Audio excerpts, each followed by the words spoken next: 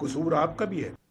गुज़श्ता 18 साल से peoples party की सियासत का एक ही मतलब है, आसफ अली जरदारी साहब की जोड़ तोड़ की मुकमुका की सियासत। लेकिन बिलावल भुट्टो ने गिलगित बल्तिस्तान में इस सियासत को उलट कर रख दिया। सिर्फ यही नहीं, उन्होंने नवाज शरीफ को भी पछाड़ दिया और पाकिस्तान पीपल्स पार्टी की अवामी सियासत को ज़िंदा कर दिया। क्या इसका मतलब है कि पीपल्स पार्टी मज़ार से निकलकर दोबारा बाज़ार में आ चुकी है? दोस्तों, आप सब जानते हैं कि आसिफ अली जरदारी जोड़ तोड़ की सियासत के बादशाह हैं। मुकमुका करना वो जानते हैं, किसको क्या देना है और क्या लेना है इस बात को वो समझते हैं। इसीलिए वो ये भी जानते हैं कि इक़्तिदार में कैसे रहना है। हामिद मीर साहब ने तो उनको इस फ़न के बदले में 2 PhDs भी दे रखी हैं। लेकिन इस हुनर की एक कीमत है, बहुत बड़ी सियासी कीमत है, और वो सियासी कीमत ये है कि 2008 से अब तक पीपल्स पार्टी का वोट बैंक आधा हो चुका है। अपने किले पंजाब से वो बाहर हो चुकी है। अब वो सिंध तक अपने आप को महदूद कर चुकी है। अब वो सिंध से बाहर किसी तौर पर भी एक मकबूल जमात कहलाने के लायक नहीं। लेकिन गिलगित बल्तिस्तान में बिलावल को मौका मिला। अब्बा जी की बीमारी की वजह से, उनके सदर होने की वजह से, ये वो पहला इलेक्शन था जो बिलावल भुट्टो ने लीड किया, और यहाँ अवामी सियासत को ज़िंदा करके बिलावल ने न सिर्फ अब्बा की सियासत को उल्टाया बल्कि मियाँ नवाज शरीफ को भी पछाड़ दिया, जो कम से कम कुछ वक्त के लिए, 1 दिन के लिए, 2 दिन के लिए यहाँ पर इस कैंपेन में हिस्सा लेने के लिए खुद तशरीफ़ लाए थे। ये बहुत बड़ी सिंबॉलिक बात है, सिंबलिज़म।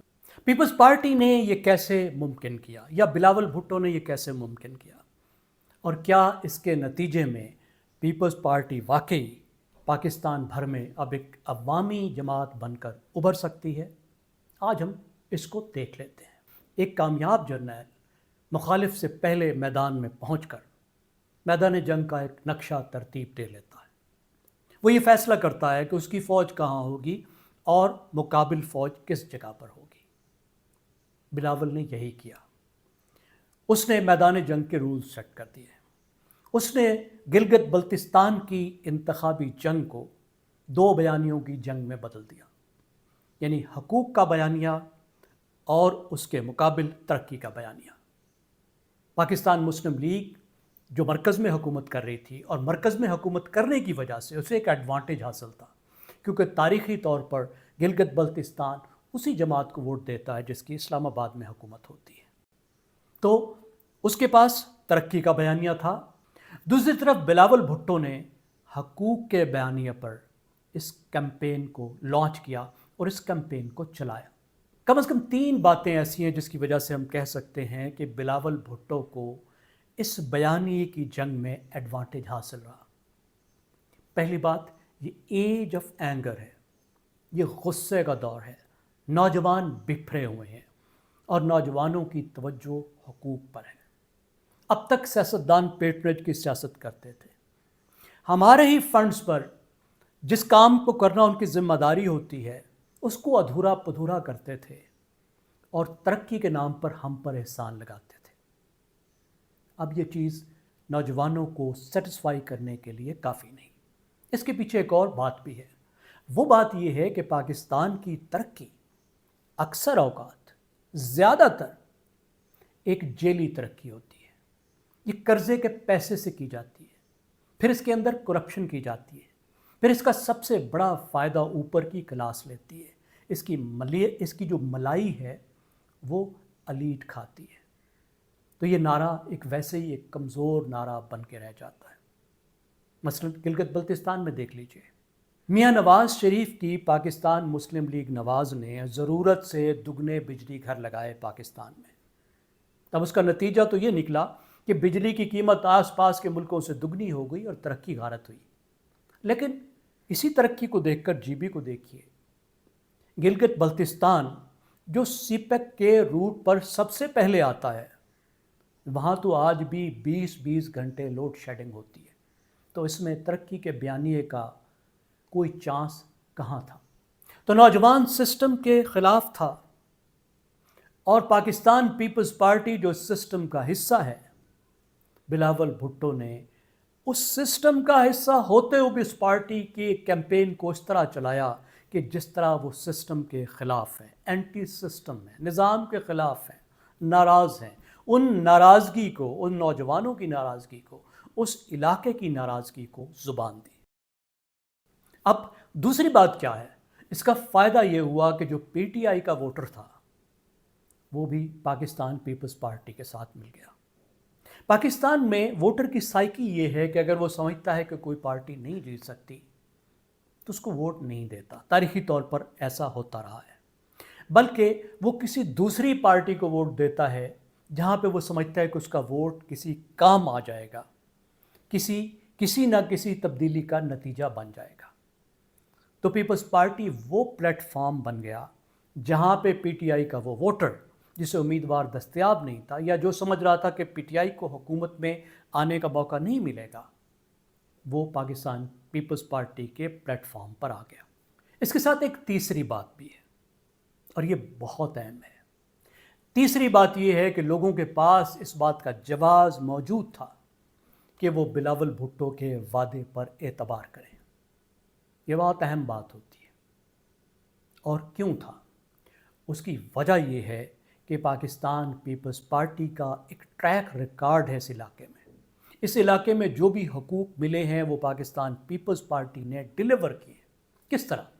دیکھیے، یہ وہ خطہ ہے جس نے از خود ہتھیار اٹھا کر ڈوگروں کے خلاف لڑ کر از خود آزادی حاصل کی، اور پھر آزادی حاصل کرنے کے بعد کراچی میں آ کر، جو اس وقت دارالحکومت تھا، حکومت کو یہ کہا، پاکستان کو یہ کہا کہ ہمیں اپنے ساتھ ملا لو، لیکن ان کے ساتھ زیادتی کی گئی۔ وہاں پہ ایف سی آر نافذ کیا گیا، چھوٹے موٹے افسروں کو وہاں مسلط کر دیا گیا، وہاں پہ جو جاگیردارانہ نظام تھا اس کو جاری رکھا گیا، اور یہ صورتحال 1974 میں ذوالفقار علی بھٹو نے تبدیل کی، جب اس نے وہاں ان چھوٹی چھوٹی ریاستوں کو، راجاڑوں کو ختم کیا، جاگیرداری نظام کو ختم کیا، لوگوں کو مقتدر بنایا، ایف سی آر کو ختم کیا، کچھ سبسڈیز دی۔ تو یہ ایک بہت بڑا واقعہ تو اس علاقے کی تاریخ کا۔ پھر خاموشی ہو گئی، اور دوبارہ جس نے آ کر حقوق دیے وہ محترمہ بے نظیر بھٹو تھی، جس نے وہاں لوکل گورنمنٹ دی 1990 کی دہائی۔ پھر تیسری بار کس نے حقوق دیے؟ پھر پاکستان پیپلز پارٹی نے 2009 میں آ کر یہ موجودہ سیٹ اپ بنایا، جس میں گلگت بلتستان کی ایک صوبے جیسی حیثیت بنی اور ایک باقاعدہ انتظامی سٹرکچر وجود میں آیا۔ تو اس کا مطلب ہے، جب بلاول بھٹو نے یہ کہا کہ میں تمہیں حقوق دوں گا، تمہیں آئینی حقوق دلواؤں گا، میں تمہیں یہاں کے ملکیتی حقوق دلواؤں گا، اور میں تمہارے ساتھ ہوں، تمہیں پاکستان میں شامل کرواؤں گا، لوگوں کے پاس اس بات کی وجہ موجود تھی کہ وہ بلاول بھٹو پہ ٹرسٹ کریں۔ تو اس طرح بلاول بھٹو کا حقوق کا بیانیہ جیت گیا۔ تو لوگوں نے جب پیپلز پارٹی کو ووٹ دیا تو وہ صرف پیپلز پارٹی کا ووٹ نہیں تھا، وہ گلگت بلتستان کی اپنی شناخت کا ووٹ تھا، اپنے حقوق کا ووٹ تھا، اپنی تاریخ کا ووٹ تھا۔ وہ پیپلز پارٹی پر اعتماد کر رہے تھے کہ یہ پلیٹ فارم ہمارے حقوق کی جدوجہد کو آگے لے جانے کے لیے درست ہے۔ اس کے مقابل میاں صاحب کے پاس کہنے کو کچھ نہیں تھا، دینے کو کچھ نہیں تھا۔ پھر وہ ایک پرانی نسل کی نمائندگی کر رہے تھے۔ وہاں پہ نئی مسلم لیگ موجود نہیں تھی، مریم نواز وہاں موجود نہیں تھی، ہو بھی نہیں سکتی تھی، کیونکہ ان کے پاس ایک صوبے کی سربراہی ہے، اور میاں صاحب وہاں پہ ایک ناراض، روٹھے ہوئے دکھائی دیے، جیسے وہ کسی اور دور سے اڑن تشتری سے یہاں تشریف لائے ہیں، جس کو امیج کنٹرول کرنا کہتے ہیں۔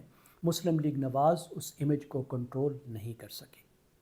پھر اس کے اوپر بہت بڑا برڈن موجودہ سسٹم کا ہے، جو اس سسٹم کی فیلیئرز ہیں، اس کا بوجھ پاکستان مسلم لیگ نواز کو اٹھانا پڑ رہا ہے، اگرچہ اس کا فائدہ مسلم لیگ نواز کے ساتھ پاکستان پیپلز پارٹی بھی اٹھا رہی ہے۔ اب کچھ سوالات ہیں، اس کا جواب آپ دیجئے، اب گفتگو کرتے ہیں، آپ کمنٹس میں جواب دیجئے۔ ویسے تو ان سوالات کا جواب وقت نے دینا ہے۔ تو کیا جب پی ٹی آئی واپس میدان میں آئے گی پھر بھی پیپلز پارٹی جی بی میں اتنی کامیابی حاصل کر سکے گی؟ دوسری بات، کیا پاکستان پیپلز پارٹی گلگت بلتستان سے باہر نکل کر دوسرے علاقوں میں، خاص طور پہ پنجاب میں، اس کامیابی کو ریپلیکیٹ کر سکتی ہے، دکھا سکتی ہے؟ تو بتائیے آپ کا اس بارے میں کیا خیال ہے؟